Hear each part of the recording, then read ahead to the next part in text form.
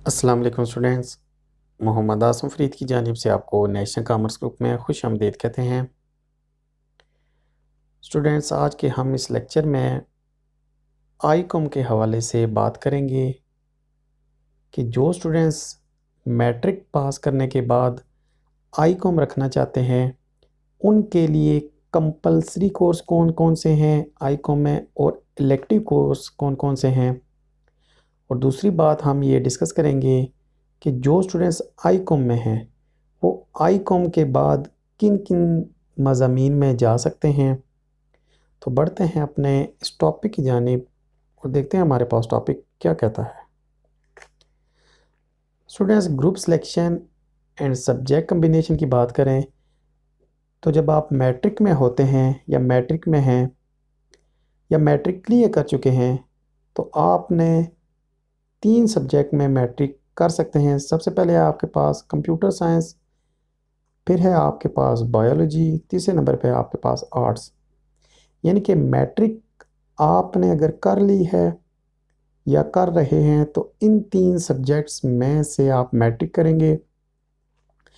उसके बाद अगर हम फील्ड सिलेक्शन की बात करें तो मैट्रिक के बाद आप इन 4 फील्ड्स में मोस्टली जा सकते हैं। एफएससी में जा सकते हैं, आप एफएससी मेडिकल में भी जा सकते हैं, आप एफएससी इंजीनियरिंग में भी जा सकते हैं। जिन बच्चों का ख्वाब फ्यूचर में डॉक्टर बनने का है वो एफएससी मेडिकल करेंगे, और जिन स्टूडेंट्स का ख्वाब मैट्रिक के बाद आगे इंजीनियर बनने का है तो एफएससी इंजीनियरिंग करेंगे। आप आईसीएस कंप्यूटर साइंस भी कर सकते हैं, इंटर इन कंप्यूटर साइंस जिसको कहा जाता है।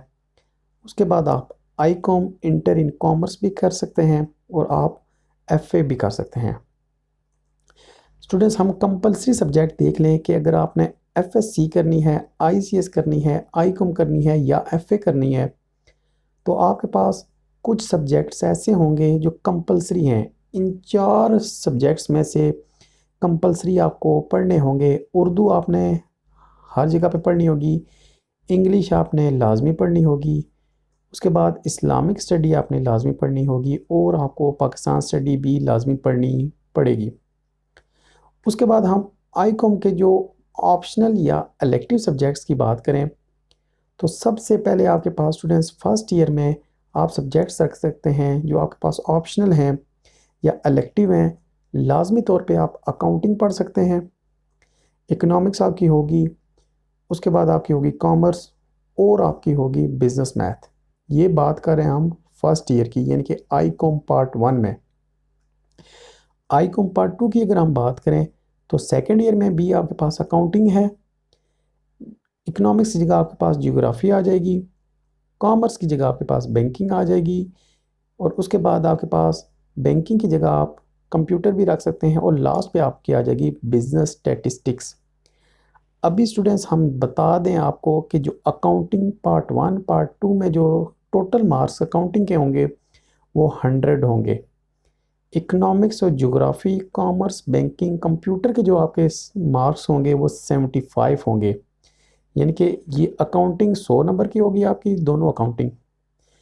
इकोनॉमिक्स, कॉमर्स, बैंकिंग, ज्योग्राफी ये 75 नंबर की होंगी, 75 मार्क्स की।